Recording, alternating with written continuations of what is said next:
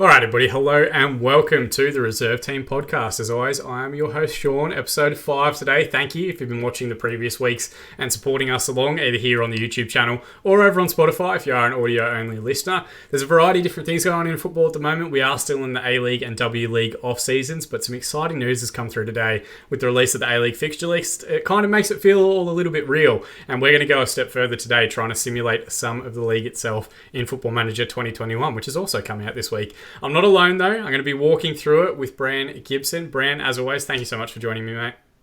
Good afternoon, Shaun. Thank you for having me on. Now, this is obviously a subject and a topic that's going to be near and dear to my heart because it's both A-League football and it's also Football Manager. And for those of you that don't know, who aren't familiar, my background in content creation before joining the reserve team was I had a very small Football Manager channel where I just played a couple of saves and series throughout the course of the year, and about 20 people watched it. But that was fine. That was more than enough for the little niche market that I was going for, mainly because I just enjoy the game quite a bit and I'm playing it anyway, so why not try and turn it into content itself? Are you familiar with the game at all, Bran? Have you played it to any extent? Only a little bit. I'm familiar with the game and I've dabbled in it last year and I've bought the new edition for this year. I'm keen to have a go. Mainly I've just sort of seen it referenced through soccer Twitter and the football community in general. Every year it comes out and you know, people jump on board saying they're starting new saves and doing simulations and all that sort of stuff. Quite a few of the players as well seem to be pretty keen. I know Adam Lafondra and Scott Jamieson are meant to be pretty red hot into Football Manager, so I sort of figured out that I might be missing out on something. So I've given it a go, but I'm keen to take a look and see how it goes. Yeah, I guess the big difference is that they don't have to pay for the game and we'll probably get sent free copies and we've got to schlub out the 50, nice. $60 or whatever it is. But yeah, it's a big game and it can be quite intimidating for a lot of people. I know there's a lot of FIFA players and stuff who, once they come across and kind of try it out, they really enjoy it because it's got more of an infinite replayability to it. You just start a career and that career goes for 1,000 years if you want it to, if you've got the time to actually put into it. And you can also go back and try different save types and different limitations. Different leagues as well provide very different challenges as well, which isn't as well represented in other games in the series. Full disclosure, we did try and do the same thing and simulate with FIFA 21, but we kept getting sacked. We took over at Newcastle, we took over at Melbourne City, Melbourne Victory, a bunch of different clubs. And every time it got to like December and January, because we were just simulating games, it kept sacking us. So we're not representing FIFA 21, but I think there's a bit more we can kind of unpack with Football Manager. You get a little bit more of a stats breakdown. You get a little bit more in depth in some of the discussion points that we're hopefully going to get. So we're going to do it in 3 lots. We're going to first go through and have a look at what's the season look like on day 1 and do a bit of a preview and prediction for ourselves. We're going to jump forward 1 year, then we're going to jump forward 5 years, and then we're going to jump forward 10 years and hopefully get a bit of a picture as to what the next decade it might look like for A-League football, which I think will be very interesting and very exciting. But, you know, I'll be your Sherpa, Bran. I'll try and walk you through the madness that is Football Manager 2021 and try and explain it as best as possible. So we might as well get stuck in. I'll show you what it means and I'll show you what most of it looks like. And yeah, if you have any questions, just jump in all the way through. So as you can see on the screen here, this is kind of where you start as far as the A-League is concerned. Now, we are playing at the moment as an unemployed manager. So we're not managing any one specific team. We haven't kicked any managers out of the job. It does mean most of the managers should follow their regular structures, their regular patterns. Most of the teams should have, they're close to their complete squads. I think this is about a week old in terms of the squad depth. So MacArthur don't have their 2 Spanish international players. So there's a little bit of a gap there, but most of it is pretty much ready to go. You can see it tracks like past winners of the competitions all the way through to foundation of the A-League, which is fantastic. It kind of measures the reputation of the competition against other leagues in and around Asia as well. Where do we sit amongst like the Saudi Professional League, the Iranian Professional League? The J-League isn't actually in the game, so I wouldn't be surprised if this isn't the correct name or representation for it. But the K-League's in there, the UAE League, the Qatari Stars League, the Chinese Super League. Some of those you'd think are just up there because they've got so much cash and such an easier way to pull in big money players from around the world. But we're currently sitting 8th as far as the Confederation is concerned. Thankfully, we're not behind any of the second divisions for those bigger nations. I'd be furious if we were. It'll be interesting to see as we jump forward a few years if we move up or down as far as the Confederation itself is concerned. So, in addition to tracking a variety of stuff for the league itself, for the past winners, everything else, it also gives you a great deal of variety on the players. You can see A-League fully licensed in the game, which is fantastic. So everyone's kits are in there, all the stadiums are in there with the correct names. You can see it's allocated Jubilee Stadium as being Sydney's home ground, which I'm sure will draw some derision from Sydney FC fans watching. But it gives a full breakdown of the games played there, the teams that use it, all that sort of stuff in and around the Sydney and Australian football scene. It also gives you ratings for the managers as well. You can see Steve Corica here, available as both an assistant manager and manager, given his previous management history. And it's not super complimentary in terms of his stats and attributes and whatever else, given how much he has done in the early part of his career. But what it does really well is it'll give managers like preferred tactical styles. They can't see it fully because it's just behind your head, but it actually has his preferred formation as well. 4-2-2-2 DM attacking mid narrow, which we'll have a look at in a moment. And it's got pretty much a full Sydney squad in there, in their preferred shape and formation. If you would imagine what would Steve Corica put out on a team sheet each week, it's probably not far away from this. There are some weird selections, but we are in the pre-season period. There's nothing to panic. I don't think Michael Zullo is going to play midfield all throughout the year. But you can see like they've got their two kind of dual playmakers sitting behind. Maybe you could say they play more in wide positions and then cut inside. But it's pretty close to replicating most of what you'd think the different managers around the league would do. Like Ufuk Tale's 4-4-2 is kind of in there as well, represented pretty well. Western Sydney, the 4-2-3-1 that we expect Carl Robinson to use is in there. Western United's 3-5-2 that Mark Radan's been using at both Wellington and Western United is represented pretty well. So I think the game itself does a really good job of representing real-life football and real-life managers to kind of give us a little bit of an advantage in terms of what we're going to simulate. I think it gives it a little bit more than FIFA, where FIFA's more about the overall numbers of a player, the overall ratings of a player, than, you know, the actual stats or the actual tactics that they might look to employ. If we pick out one of the stars of the league, like Diamante, you can see he's got different technical ratings. His will be up towards the top of the division because he is one of the better players in the league itself. But you can see he's got some very good technical attributes. And you have to remember with this game, it is comparing everyone to the likes of Messi and Ronaldo and whoever else. So it's rare that you see anybody getting like 18, 19, 20 for a rating itself. That he's got 19 determination, I think, is phenomenal. That he's got 18 long shots. No one's getting anywhere near that. But he's obviously one of the better players in the division and in the league itself. And just to chime in, so it is, the ratings are out of 20, correct? They are 20 would be the highest? 20 is the highest that you can get. So these aren't out of 100. Nobody panic thinking that they hate the A-League or anything like that. But it does help kind of measure against other players in the league. And then the other portion is, depending on what their role is in the team, some of these stats might be more important to certain roles and certain abilities. Like if you went and sat Diamante as a left back and he's got none of the key traits for it, he's probably not going to be that great at left back. But, you know, that's just another layer that goes on top of this game. I mentioned at the start, a lot of people get really intimidated by it, but once you're in the rhythm, once you understand it, once you're used to it, it all kind of makes a lot more sense than I think people necessarily realise. We are going to just jump in for one last portion as well, which is previewing the A-League season itself. As we look at the season preview, there's a couple of different things that come up here, Bran. So obviously on the left-hand side here, we've got the season preview in terms of odds, the matchmaking or the bookmaking or whatever else. Are there any there that jump out at you as being particularly out of the ordinary or something that potentially might not necessarily be reflective of real life? Well, taking a look, I wouldn't have Wellington Phoenix ranked as the second worst team. I think they're much higher than that personally. Perth at third is an interesting one. I think MacArthur are going to be the really interesting one from this sim because, you know, taking a look at their squad and albeit, as you said, it doesn't have their two most recent Spanish signings, but when you look at the MacArthur squad on paper, it's quite strong. So considering Football Manager's sort of exclusively played on paper, well, not paper, but played on paper, it'll be interesting to see how they rate that team, how well it'll go.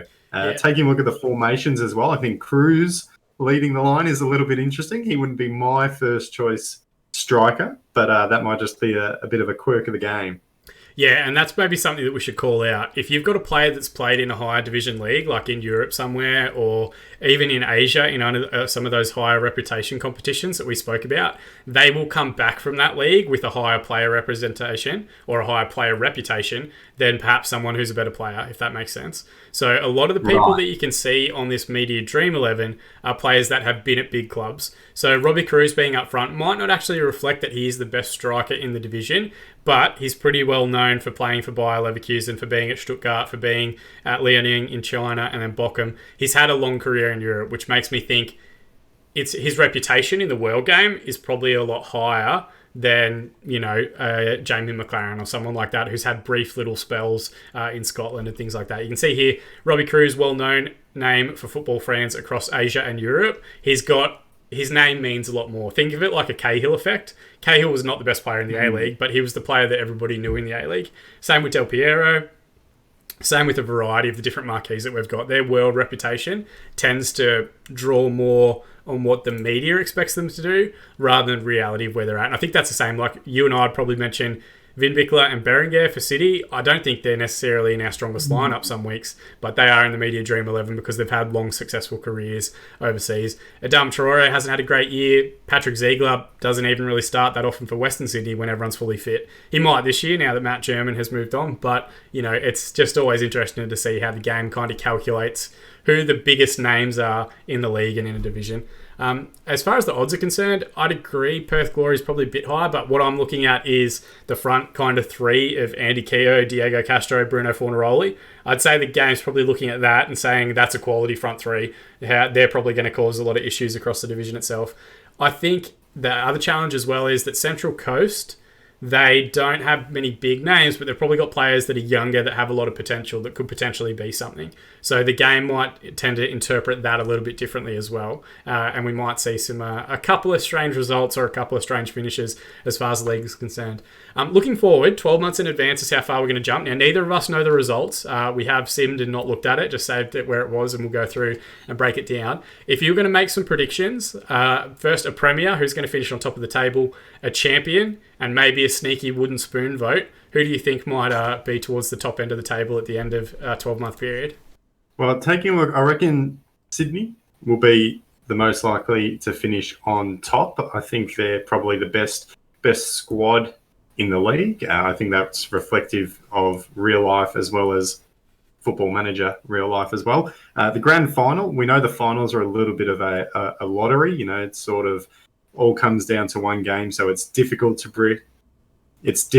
predict how Football Manager is going to play that one out. But I'm going to pick Melbourne City. A little bit of bias there, but that's all right. And then for the bottom, I agree with the Central Coast. I can't see anyone dropping below them, or on the flip side, I can't see the Mariners climbing above any other team. Yeah, I mean, if we look at their squad, it's not the strongest, but where I think, and maybe I've got an added advantage here that I've played the game quite a bit, they've got so many players under the age of 23 that I think the game's going to think that these are like really promising young players and think that they're a little bit better than they actually are, which does happen throughout the course of the game. You can see they've left out just in their squad, like Matt Simon's not even named. He's named on the bench, but like they've got an older group that'll probably be squad players and then a very young starting 11. Keeping in mind as well, we're on the first day. I guarantee some of these clubs are going to make some really weird transfers, which we might have a look at when we come back in 12 months' time. But look, I'd kind of agree with you. I think Sydney FC would probably be best positioned to win the league itself. I think they've got a very strong squad and a very good overall group. I would be surprised if any team does the double because the final series is a bit of a lottery. I think maybe Perth is a smoky because of that front three I've mentioned. I could see them doing quite well.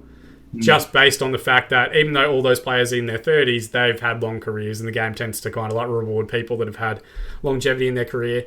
As far as the wooden spoon goes, I'm actually kind of going to call out the Newcastle Jets, mainly because at the moment in the game, they don't have a manager as they don't in real life. And they've also got, I think, a pretty old-looking group, like 34, 35 as a centre-back pairing. I could see that causing issues with a few different sides in the league, just looking to play long balls over the top to young forwards. And then I think they've also got a couple other players that are potentially going to maybe leave the club. You can see there's a few players here wanted by other teams that other sides are going to try and put bids in for, try and bring across to their own groups. It would not surprise me if Newcastle dropped down the table quite a bit. But I could be wrong. I could be completely wrong. They're also a hard one to pick because we don't know who their manager is, and that will obviously go a long way in determining how they perform this season. But really, I think all we've got to do is to jump forward 12 months. But before we do that, I think we're going to jump back in and we're going to do our mailbag question first. So, mailbag question for this week, and this one came through on our Slack channel, which is Best Current Broadcaster. Now, we don't mean which channel itself. We're speaking specifically about which people in and around sports media do you think are the best broadcasters who provide the best experience. A lot gets made of when you're terrible as a broadcaster. We hear all the time about, like the Wellington commentators, the Perth commentators, a bunch of the different people that have presented different shows on the World Game have copped a lot of slack throughout the course of history. Who do you think are some of the best out there in the world of football in Australia and New Zealand? Well, my favourite would be Adam Peacock. I think he's got the perfect balance of really good football insight, and then also doesn't take himself too seriously. He's very professional, but then at the same time, he makes jokes and he has good banter. He engages with people on Twitter, and I just think that for me, he's just my favourite. Yeah, I mean, we had a discussion on Slack the other day amongst the reserve team group about Adam Peacock, and I kind of called it out. Like, we were talking about, I think Fox is back in for the broadcasting rights, which we spoke about a little bit on our weekend recap at the start of the week. I really don't want them to get it. I know that's probably, we should just be taking whatever money we can get for the league and whatever representation we can get for the league, but we know Foxtel doesn't put that much of a priority on sport or football as a sport comparatively with the other ones. And if they hadn't lost Australian rugby, would they even be back involved? That's a whole other podcast topic for another week. But yeah, in addition, I want to see, I think Adam Peacock does a great job presenting the A-League and previously the Premier League as well. And I think he also approaches it from a fan perspective, like he's a fan first and then a journalist kind of second. And he's a Newcastle fan, so no one's ever looking at him like worrying he's complaining too much about his side's lot in life. But he's one that I would definitely love to see. If the A-League rights do move somewhere else, I hope he goes with them. Like, he'd be great to keep as a consistent figurehead throughout, different sports media for the game itself. One, because I think he cares about the game, and then two, I think it doesn't necessarily make it all about him all the time, which is another key trait. There aren't many ex-professional players that you look at and say, you're a fantastic broadcaster. The way that you look at, like international football, we're spoiled because Gary Neville's quite good, Jamie Carragher's quite good. There's a lot of ex-professionals that do a good job as a pundit. In Australia, like Robbie Slater and Mark Bozadich, well, they're great. They're not great, if that makes sense. They're not the easiest to listen to, just argue back and forth. I get what you mean. I'm picking up what you're putting down there. Yeah, exactly. And then one we have to mention is Simon Hill. Like, it was so great listening to him commentate the Ollie Roos and MacArthur friendly the other day. He just listening to him talk about football and the things that he says and the questions he asks and the way that he picks up on patterns of play. Like, I think as far as commentary goes, he's probably the best. I'd say Adam Peacock's the best, in-studio presenter, and Simon Hill's probably the best commentary guy. It doesn't matter who you sit next to him. He's always fantastic. And with Simon Hill as well, sometimes he's posted on Twitter or social media some of the notes that he uses for the games that he commentates. And even just looking at those, it's fantastic. I'm sure every commentator has notes that they use, but it's really fascinating having a look at all the details that he's got, fun facts, information on both teams, players, managers, and just really shows how much effort he puts in to his job. Yeah, fantastic stuff. And we'll probably talk about him a little bit further, future spoilers for additional content. But jumping forward, we're going to jump back in 12 months in advance and see what's played out in Football Manager for the A-League season.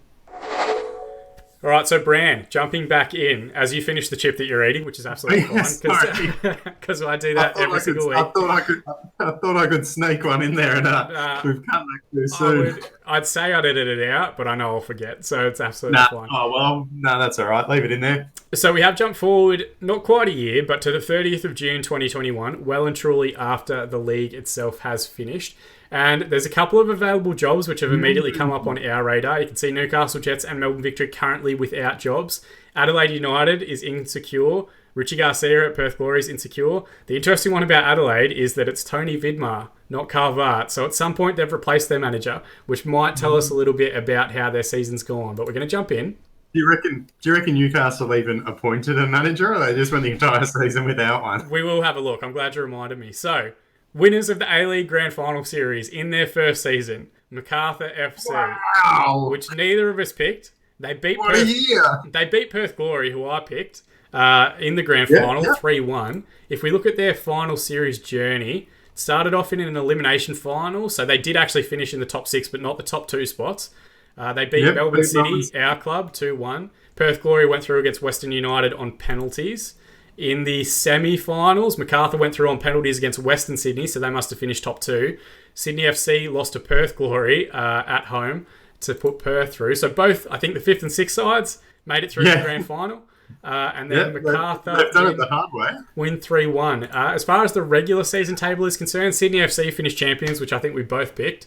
50 points, 4 points clear of Western Sydney in second spot, Melbourne City in third, and 4th placed Western United. So the grand final was played out between 5th place Perth Glory and 6th place Macarthur. Macarthur won it. Wow. They finished the season with a +1 goal difference and 39 points, only 1 point ahead of Wellington Phoenix, who just missed out on finals football by a single point, even though they had a better goal difference, even though they actually lost less games than Macarthur did.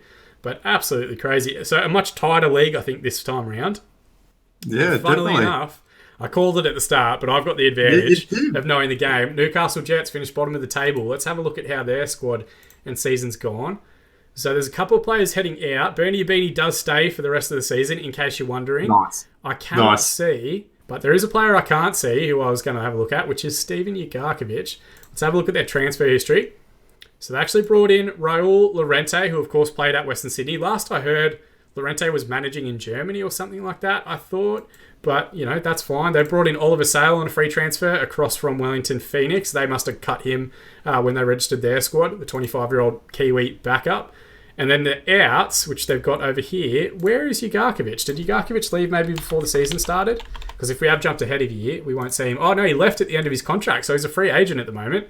So his contract was probably up around May once the season finished, and he has gone on a free. If we were managing Melbourne City in the simulation brand, I would immediately be signing him because I think he'd be fantastic for us.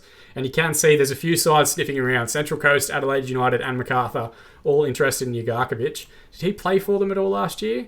He did. He made 25 appearances, 1 goal, 3 assists, 6.95 as an average rating. Not bad in a relegated side, but obviously keen to get out as soon as possible. Their best performer over the course of the season, maybe we have a look at some of their stats here as well. We won't do this for every club, don't panic. Yeah. The 1 hour podcast will turn into 10 hours. Yeah, it looks like Rami Nazarene had a good season, created quite a few chances, completed quite a few passes. So that's a good one for us, a player on loan at the club. Let's see their history, their managers. So Scott Miller, actually, who I don't think a lot of people are going to be super interested to see back at the club. He came back for the season, didn't do particularly well. He got sacked back in 31st of the 5th, so he got sacked right at the end of the season. He made it through from the full year before getting sacked, so they were a little bit patient with him. But, yeah, not great as far as he's concerned. I'm not sure many Newcastle fans will be keen to see Scott Miller back at the club, but it is always interesting to see how these things sort of play out. As far as the league itself is concerned, maybe we just have a look at the overall transfers. You can see there's quite a few in. Nobody paying too much in terms of fees. Chris Economides left Perth Glory for Brescia over in the Serie A. Joshua Laws left Wellington to go back to the Bundesliga. A few other free transfers here and there. Free transfers, of course, dominate quite a bit of the stuff. Karem Bullitt went to Central Coast Mariners throughout the course of the season. Josh Hope came out of retirement, good to see, at Western Sydney Wanderers. Kwabena Apaya went to Central Coast, which is where I think he actually was. Mitch Austin apparently signed for Melbourne City, which is crazy to me. Kenny Atu to the Phoenix as well. Kenny Atu to the Phoenix. Tomislav Michela went to Sydney FC, just adding to their defensive stocks. Galifuoko went to Macarthur. Dario Vidicic to Western Sydney. Brett Holman to Perth Glory. Very interesting stuff. How does Macarthur's lineup end up as the first-time champions? Not a terrible squad, but they were playing Liam Rose at centre-back, apparently. I guess that's because Susnar's injured, and Danny Genre's injured, Nick Suman, Michael Maria, who was at Adelaide last season. They signed him on a free transfer. Very interesting stuff. If we have a look at the regular season champions, Sydney, they didn't do too badly. They kept most of their squad fully fit. Michael Zule looks like he's on his way out. Joel King kept most of the games throughout the course of the season. Milos Ninkovic on the transfer list. Apparently he asked to be on the transfer list, so look forward to that one. Sydney fans. Bumyahan also on the transfer list for 85k. But yeah, very interesting. Adam Lafondra comes back from Mumbai, it looks like, and signs a new contract up until the 2023 season. Is he only there on loan at Mumbai? Yeah, so he's on loan at Mumbai, but it takes him up to the end of his contract. So he's effectively done at Sydney. but the game will always represent what actually happens. So I'm guessing his spell at Mumbai didn't go that well. No, he actually did all right. He got 29 appearances for Mumbai, 9 goals, 9 assists. Not terrible, but he does return to Sydney FC, and it looks like when he returned, he signed a new contract. So good news, I guess, for Sydney FC fans that are looking and checking it out. The Lafondra kits will get a second run. Yeah, exactly. He's wearing number 14 now, so you're going to have to update those. Let's have a look at some of the stats for the season. Let's go with our team overview. MacArthur scored the most goals in the competition with 40 from their 29 games. A little bit of an advantage by playing the additional final series matches. Most points per game, 1.85 for Sydney FC. Very much in line for them. Most shots to Perth Glory. Fewer shots for Sydney FC. They had the best defensive record as well. Best pass completion and most possession to Sydney FC. Most dribbles made, Melbourne Victory. They're letting those wingers loose in Grant Brebner's lineup this year. Most tackles, Newcastle Jets. That's an interesting one considering where they finished in the division. Western United. Could just be... Well, considering they finished bottom, you'd assume that the other team had the ball more often, so maybe there was just more tackles to be made. I don't even know. They might not even be successful tackles. It could have just been tackle attempts. I don't know how it actually gets represented.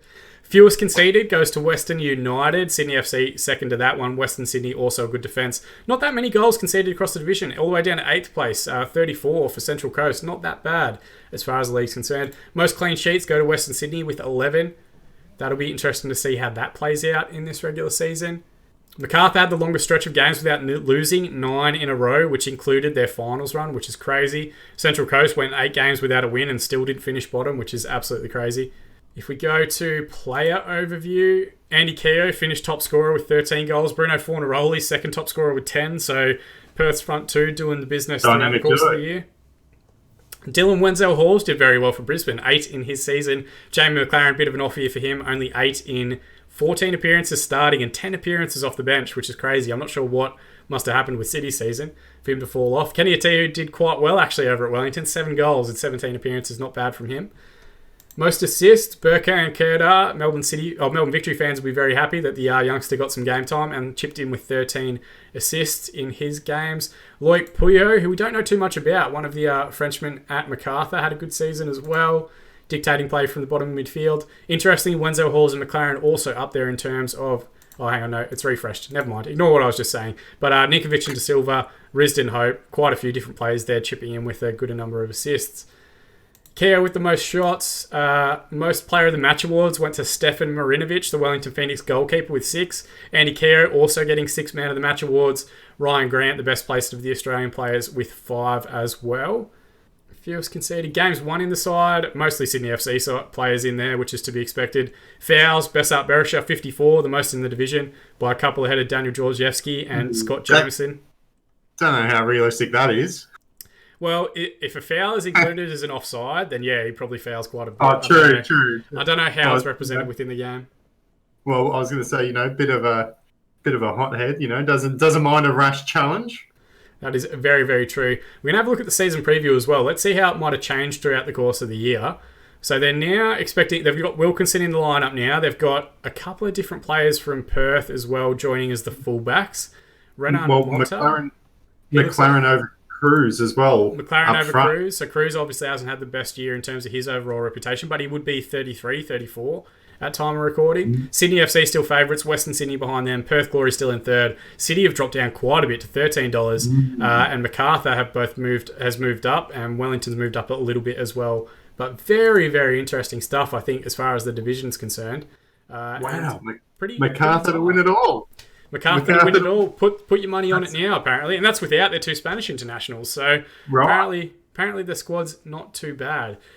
We are going to take a... Oh, yeah, sorry. What were you going to say, Bran? I was just going to say, looking at our predictions, so we both picked Sydney to finish on top. You probably got the edge on me. You had Perth Glory in the grand final. Winning it. They at least made the grand final. And you... what else did you pick? Yeah, Newcastle, to finish bottom. You successfully and correctly picked that, while the Mariners, up in 10th. Yeah, I think Newcastle, with that managerial appointment, never really had a chance to finish any higher than what they did. As far as the competition reputation is concerned, we haven't moved up. It doesn't look like too many of the divisions have changed, but that might be more related to cash. Maybe that'll recalculate in a couple of years' time. We'll see how that looks and see how that comes back in a few seasons' time. If this is how the year's going to play out, I'm looking forward to it. This is going to be an exciting season. MacArthur winning the league from 6th. I'm looking forward to it. Pretty tight all the way through, as you said. It's going to be an interesting one, that's for sure. Now, we are going to jump forward 5 years, but before we do that, we're going to jump in and have a look at our Hall of Fame inductees from last week. So, Bran, last week we had 3 different nominees. They were first with 20% of the vote, John Aloisi's 2005 celebration, finishing in 3rd position as far as the overall voting is concerned. As always, this voting is up to you guys. In 2nd position with 22.5% of the vote, nominated by Tommy C in the More Than a Game podcast, the Scribe 2005 A-League ads. If you haven't seen those, go and check them out on Google. They are very interesting to see. Even though it's 2005, it's probably better than most A-League marketing we get now in 2020. And our winner with 57.5% of the vote is Simon Hill, of course. It was always going to be Simon Hill. As soon as I beat you to that nomination last week, I don't think it was ever in doubt that he was going to be one of the person. And a worthy addition. He joins Alessandro Diamante's social media. He joins David Squires. He joins A-League Memes in the Hall of Fame. And that makes it 4 from 4 as far as I'm concerned, Bran. So you're going to have to bring it this week. You're going to have to really come up with a big nomination.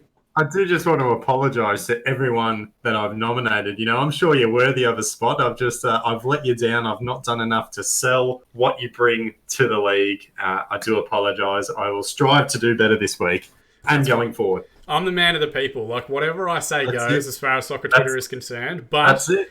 But with each increasing win, my depth of field and my pool of nominees gets a little bit smaller. So there will be a week, I'm sure, where that comes back in. But we are going to fire up 5 years into the future as far as the A-League is concerned. We're going to get Football Manager cranking through those years, and we might jump in and see how we go.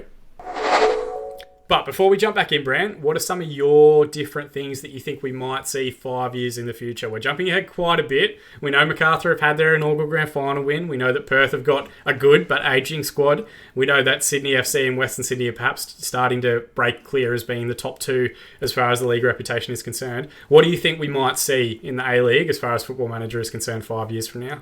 Well, as far as general trends go, I think Sydney will remain as the strongest side. We saw they were able to carry that over through our first sim. I think that'll keep on carrying over. I think they'll be the strongest team in the league in 5 years' time. As far as grand finals go, that's a tricky one to predict, but I would say potentially Adelaide. I think when we look at Adelaide at the moment, they have quite a young up-and-coming squad too.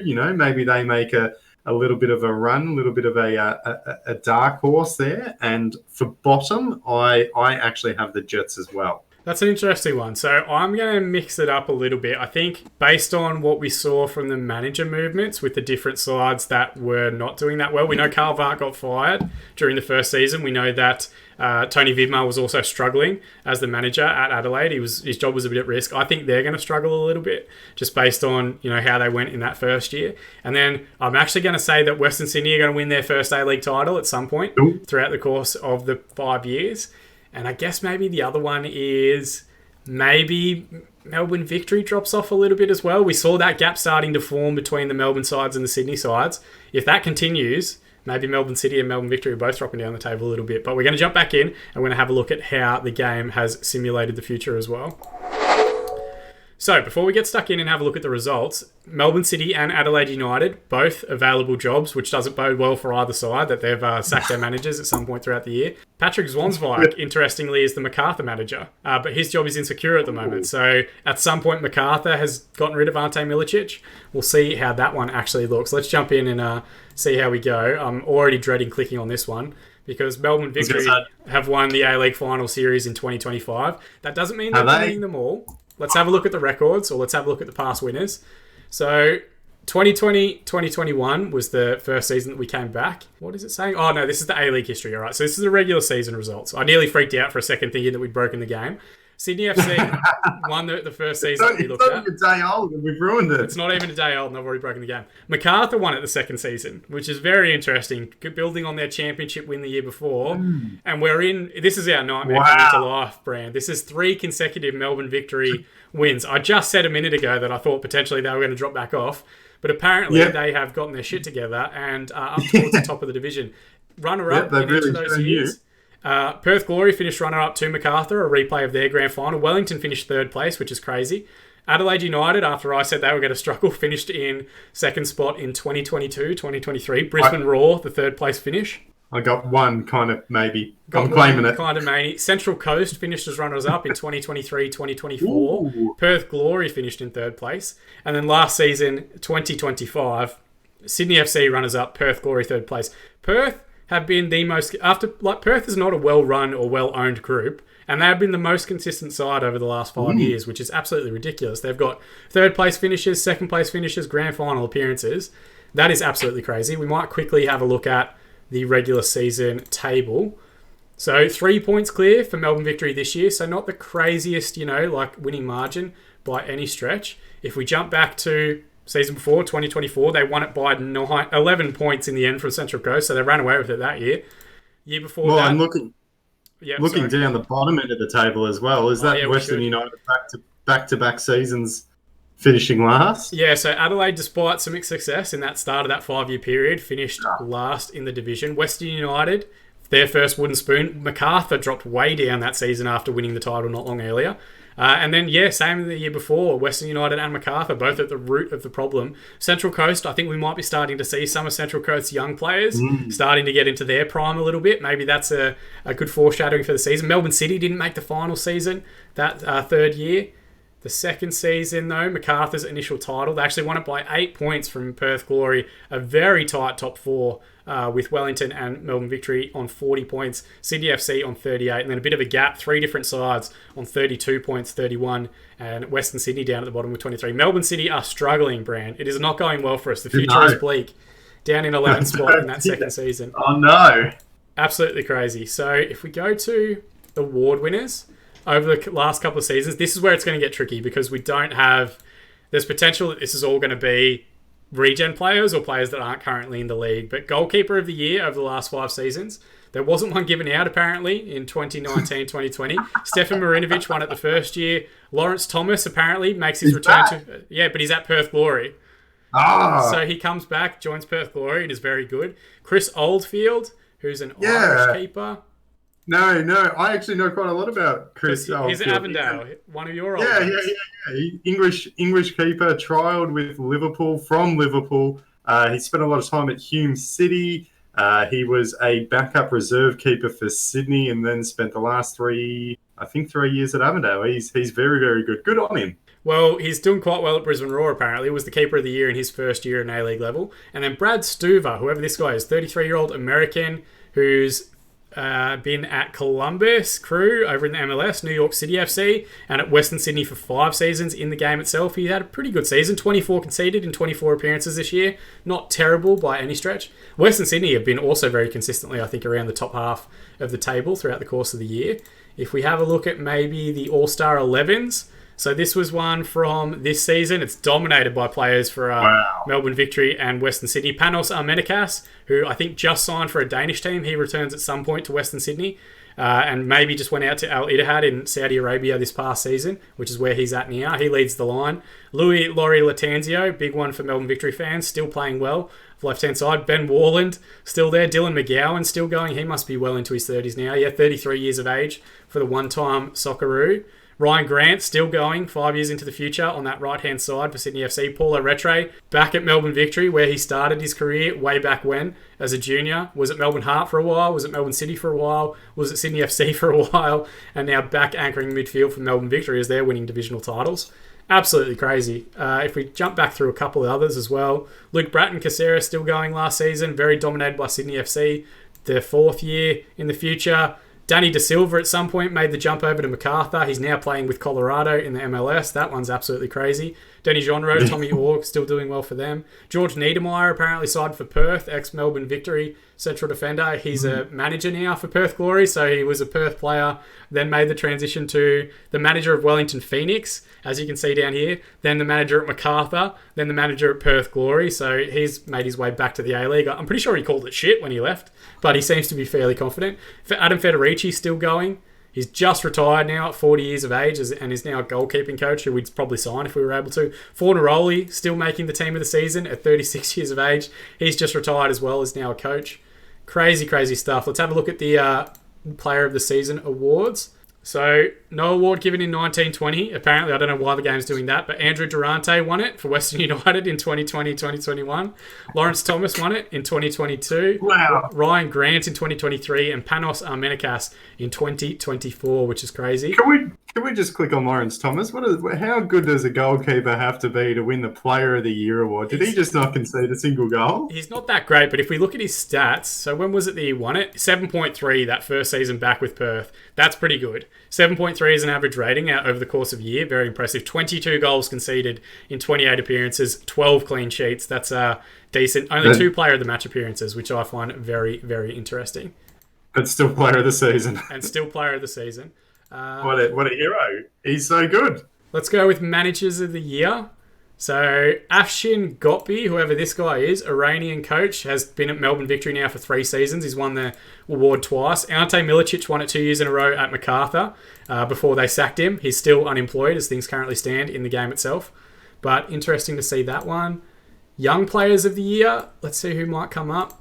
So, Chris Economides not given out 1920 for whatever reason. Burkan Kedar, the first year, the one where he got all those assists. Peter Guargas makes the jump across from Brighton to Melbourne Victory at some point. He was there for 2 years and now he's back in the UK with Portsmouth. Interesting to see from him, having quite the career over in Europe. Idris Abdullahi, very promising youngster at Melbourne City, won it last season, and this year it was a regen player named Liu Yujing, who's joined Melbourne Victory, and he looks to be a very decent prospect. So keep an eye on him being born at some point, or coming into Melbourne Victory structure over the next few years. We are going to jump forward now, Bran. We're going to go ahead 10 years. But before we do that, we might take a quick break and do our Hall of Fame inductions for this year. So let's jump in.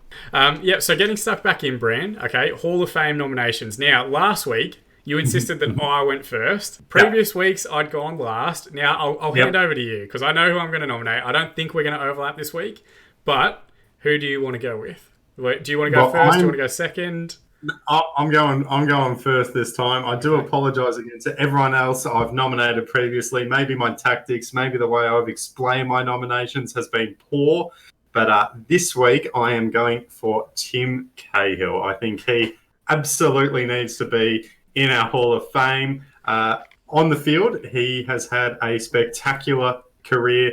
250 appearances for Millwall, over 250 appearances for Everton, played in the MLS, played in China, came back to the A-League, won the FFA Cup with Melbourne City, scored a banger against the Victory. And then for the Socceroos, I think that's where he made his biggest mark, playing in 4 World Cups, a scorer of big, massive, huge, important goals. Absolute banger he scored against the Netherlands in the World Cup in Brazil. I think he is absolutely deserving of a spot in our Hall of Fame. So you've gone big. I think he's an interesting one because if he just retired and went quietly into the background, probably best player whatever in that elite Socceroo tier discussion. But he's such an interesting one because I feel like he's done so much to damage his legacy in the last final years of his career. Yeah. And then after that, well, it was the way that he kind of... So, and again, this is going to be an unpopular opinion. The way he left City was weird, yeah. The way he left City, the way he went on about, vision and whatever else, and then just went over to India to get a whole bunch of cash. The fact that he kind of sold out and is now a representative of the Qatar World Cup and won't talk about, the millions of people that have had their passports stolen by the Qatar government, the thousands of people that died to build those stadiums. Blocked by Tim on Twitter is a hashtag that a lot of people have used at different times because he just doesn't ever take criticism or feedback or anything like that in a positive way.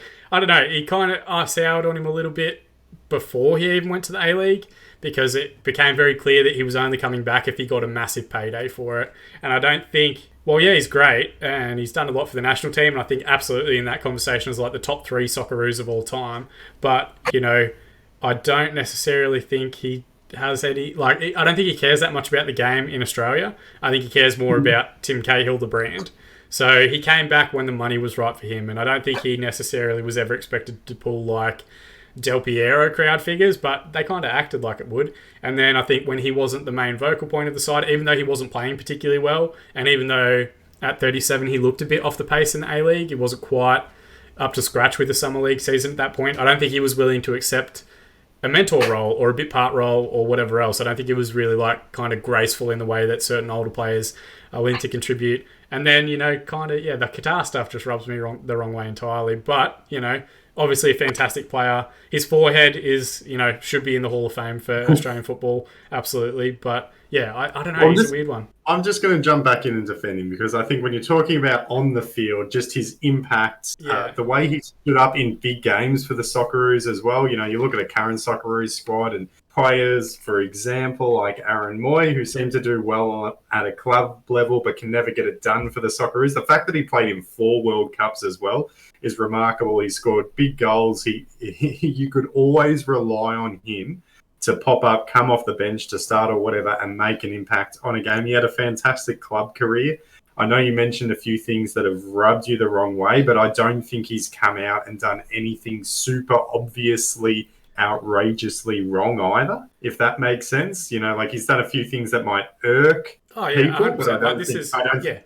I mean, look, quality of player and quality of what he did for Socceroos, absolutely elite tier. Not arguing against that at all. But put him in. Yeah, but even that 4th World Cup appearance, should he have been in that World Cup? Was he good enough to be part of that squad?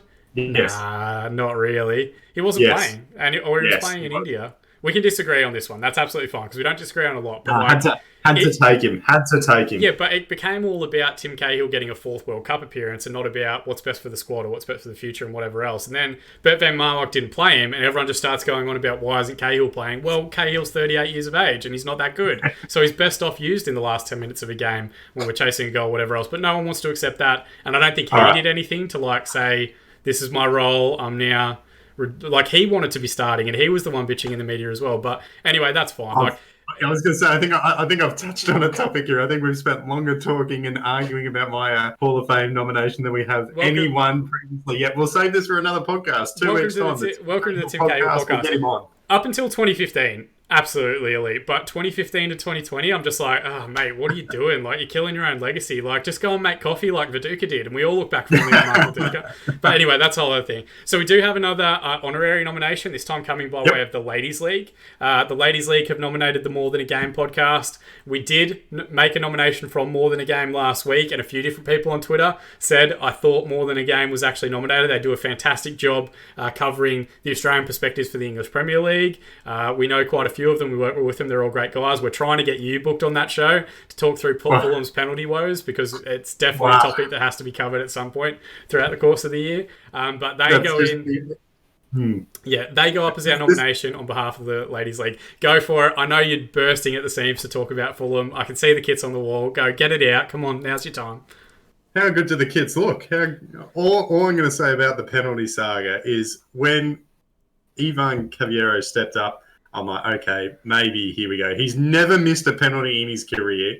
And you just watching the game, you knew there had to be one. You just knew that there was going to be a penalty and something was going to happen. And of course he slips. It's beyond a joke. It's just, I don't know what to do other than just laugh. It's just ridiculous. And of course that's what happened, I don't even know if it's crazy when a player taking a penalty, slipping and kicking it over the bar isn't even the worst penalty you've had this season. I just think it's ridiculous. Anyway, Hall of Fame, though. I messaged you during that game, right, to close it off, and I said, give it to Lookman. You got to give it back to him, so that a week later he can get that monkey off his back, because the longer you leave it, the longer it becomes this thing where Fulham can't score a penalty, the longer it becomes this thing where people look back on the horrific Panenka. I'm not defending the Panenka, but the longer people look back on it, the more it's going to impact him, and he's playing quick. And he wasn't that good on the weekend. You can tell maybe it's starting to get to him a little bit.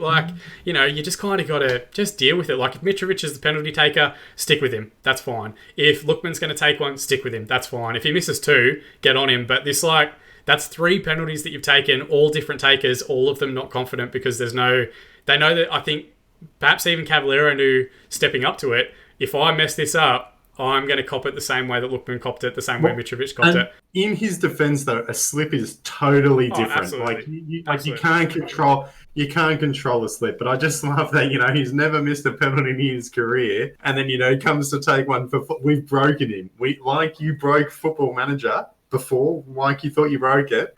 We've broken Cavallero. Yeah, I mean, Who knew it was so hard to score from 12 yards out? I mean, are you kidding? Yeah, I know. And, like, that's the thing, though. Like, he sent the keeper the wrong way. So it could have dribbled over the line, but it didn't. It ballooned so much. It hit his standing foot, balloons over the crossbar. Like, he couldn't do that if he tried it again in a million years. There's no way. Twice. It was an indirect free kick. You're like, what is going on here? Crazy. Anyway, let's move on. Otherwise, we'll be talking about this for 50 years. Yeah, Hall of Fame nominations is usually our quickest segment. So far, we've turned it into the podcast within a podcast, the Tim Cahill cast, and then we've also turned it into the Fulham penalty cast. But I'm going to go with my nomination for this week, and I have actually mentioned this one previously on the channel before, but I'm going with Ellen Borjan, who was the bride that got married last Saturday and then accompanied her partner, NPL Queensland goalkeeper Luke Borjan, to his semi-final match against Peninsula Power.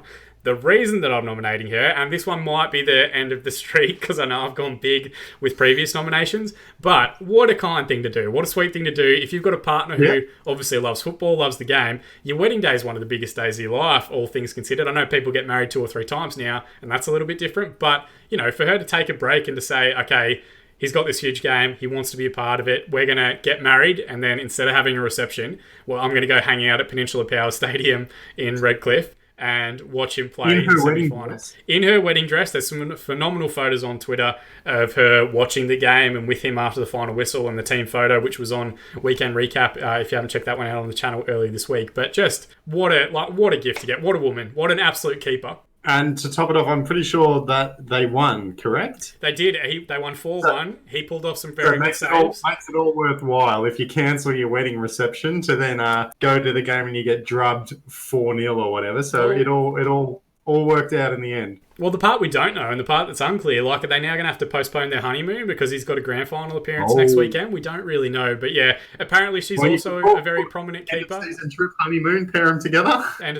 All the boys, all of Lions FC can head out with her. Apparently she's also a very good goalkeeper in her own right in the MPL competition within Queensland as well. So shout out to Ellen Borjan. If I butchered that pronunciation, there we go, that's what I wanted. So, all right, before we jump back in and look at 10 years in the future, Bran, we've learned a little bit based on the last 5 years, but we are going 5 years in advance. We've already seen a lot can change in football throughout that period. Yes. What are some of your predictions? What do you think we might see jumping 10 years into the future? Well, all my predictions are going to go out the window. So I did have my predictions written down on this note of paper. I won't show you too closely because they're all terribly wrong. Yeah. So initially my predictions were that Melbourne City would be the most dominant team over the next 10 years.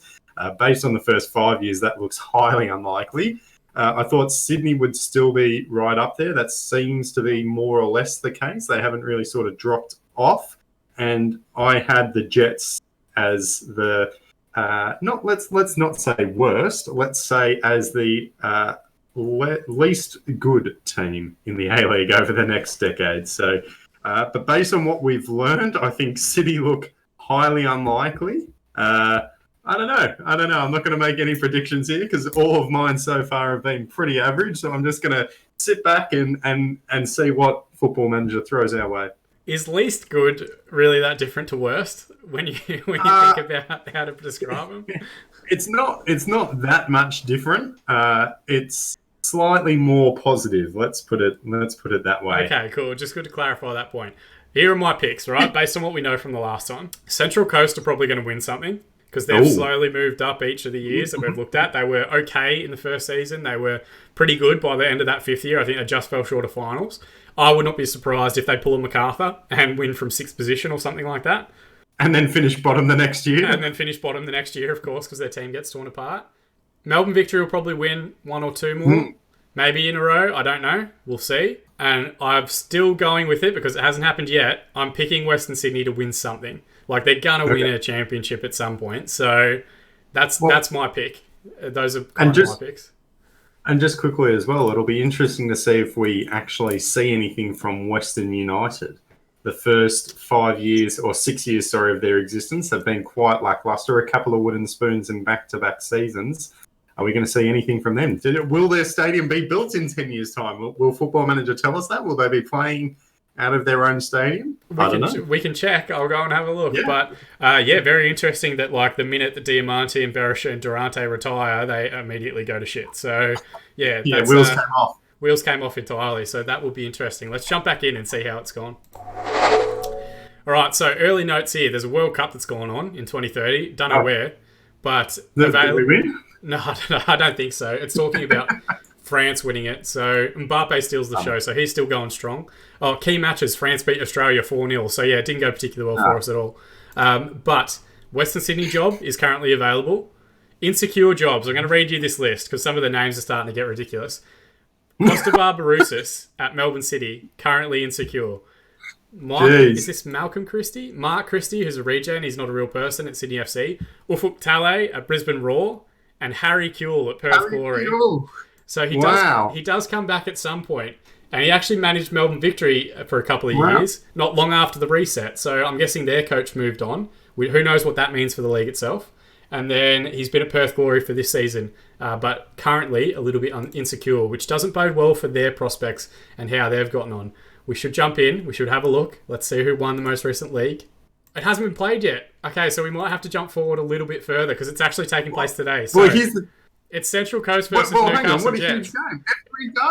F3 Derby. Oh, is there going to be a handball in the 94th minute? Are the Newcastle Jets going to punch it clear again and the referee won't see? Will Newcastle do it again? Is Danny Vukovic back and playing? Will he get an 8-game suspension or 8-month suspension or whatever it was for hitting the ref? A whole bunch of other stuff that will go in it. Yep. All right, can we go and watch this game? No, I don't think we can. So we can only let it play out and see how it goes. But prediction, Newcastle or Central Coast?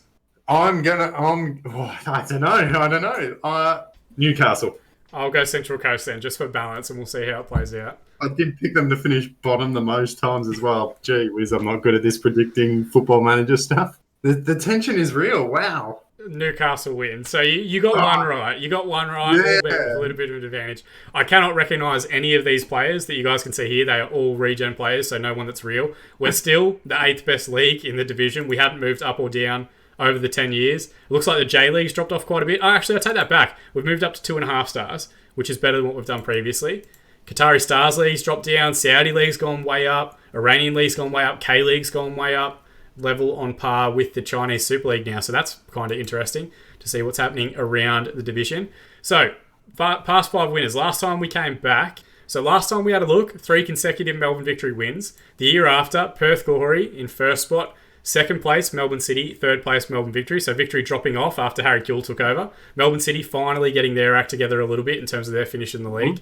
Then Melbourne Victory came back. Harry Kewell getting his shit together apparently. A win, and Sydney FC runners up, and Adelaide United in third. Again, Melbourne Victory winning 2.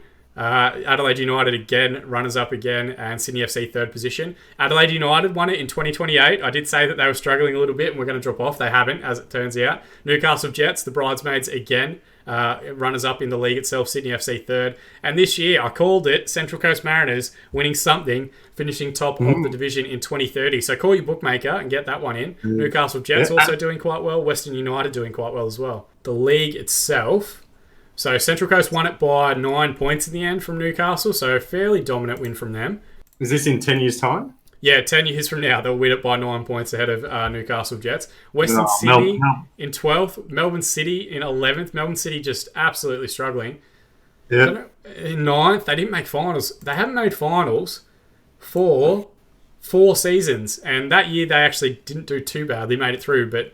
Victory won it pretty dominantly the times that they won it. 13 points, the biggest margin I think that we've seen so far for any of the leagues. Perth Glory beat Melbourne City on the final day of the season to win on goal difference. Plus 11 goal difference, both teams on 48 points. Third and fourth, 47 points. What year is this? 2025, 2026? It's going to be the tightest A-League race that you've ever seen.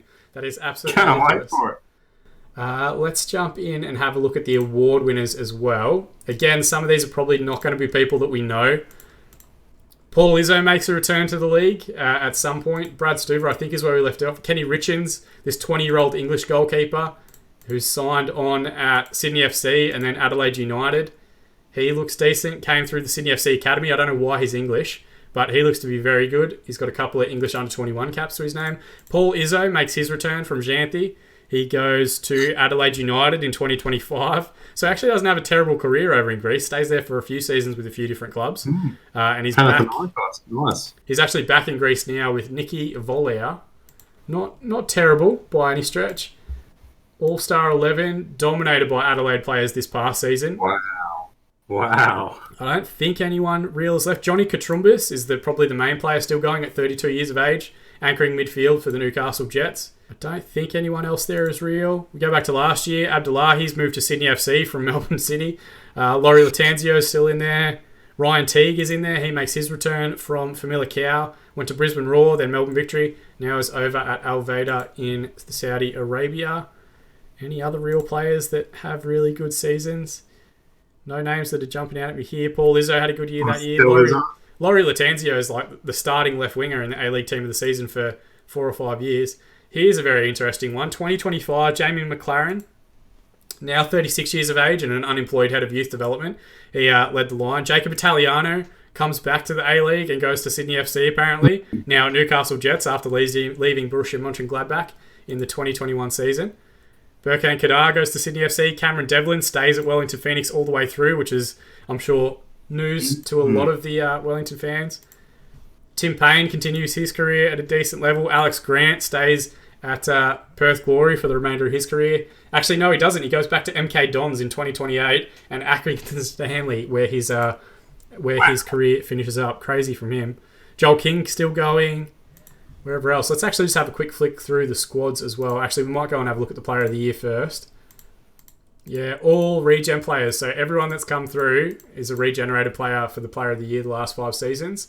Oh, we got Ryan Grant in there. Ryan Grant, yeah, he was in the last 5 years as well. Oh, he was too, wasn't he? Yes, sorry, big pun, yes. Here we go, manager of the year. This one should be interesting. So that Afshan Gotby won it 3 years in a row, as we saw last time out. Ufuk Talay won it at Melbourne City the year after. Miguel Coley, a Jamaican coach who... Did he actually play? No, he never played in the A-League, but he came across to Sydney FC, Macarthur and Adelaide United. So good news, Sydney FC fans. You're getting a Jamaican coach in 2023. Amazing. Harry Kuehl then won it with Melbourne Victory. Patrick Zvansvijk, interestingly, 3rd place at Macarthur. Richie Garcia, now at Newcastle Jets, won it this year. Afshin Gotby, the previous guy that had won all the titles at Melbourne Victory, has now added one for Central Coast Mariners as well. Very, very interesting stuff from him. But some very interesting things going on in there. What should we click on? What should we have a look at? History, maybe records? Have we got premiership winners? Oh, sorry, grand final winners? Champions? Have we had a look at that, or have we just seen who's finished on top? I don't think we did. So let's go and have a look at that. Final series, grand final itself. So 2025-26 Sydney FC beat Melbourne City in that final. Adelaide United beat Melbourne Victory 2-1 in the 2027 final. Melbourne Victory won in extra time against Adelaide United, getting revenge for the previous year's defeat in 2028. Sydney FC won in extra time to Central Coast Mariners in 2029, and this most past season, Newcastle Jets winning 2-1 for the Mariners. Mariners cannot... Well, they won the league, so, I mean, not that much heartbreak. True. They're back towards the top end of the table, which, let's be honest, Bran, like, in our very first podcast, we talked about how unlikely that was to ever happen, so... Yeah, well, not unlikely, but how based on their current scheme, it does look... Doesn't look like it's really going to happen for them anytime soon. I mean, we want it to happen. We're hoping that it does. We would love to see it. We're not sure it will. Yeah, absolutely crazy. But I think we can draw a curtain. There's some interesting things coming up in the A-League. I'm glad that we're going to be covering it throughout that time. We should come back to this video in 12 months' time, in 5 years' time, in 10 years' time, and see... In 10 years' time? See exactly how much... If we even live that long, I'm sure the channel will continue going, but it'll be with far more talented presenters and guests than us, but that's one for the future anyway. All right, that does bring us to the end for another week, Bran. We've managed to kind of get through quite a bit of different stuff. There's a lot to cover there. I know it's not the easiest topic for us to go back and forward on, but I think we've probably got that part out of our system in our Hall of Fame nominations. Maybe we come back next week, talk about Tim Cahill. Maybe we come back the week after, talk about different stuff relating to him. But if people want to check out more of your content, where can they go to find that out? Yeah, you can find me on Twitter at Branson Gibson. If you're interested in the NPL Victoria, I do host a podcast that focuses on the NPL here, the Semi-Pro Potty. Check us out on Twitter or at semipropotty.com.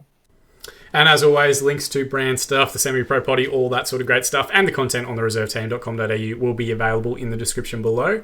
More than anything, though, we just appreciate you guys watching or listening along with us. That's the part that means the most to us. If you want to help support the channel that little bit more, you can subscribe to be kept up to date on all of our future videos as they continue to release in the build-up to the start of the A-League and W-League seasons.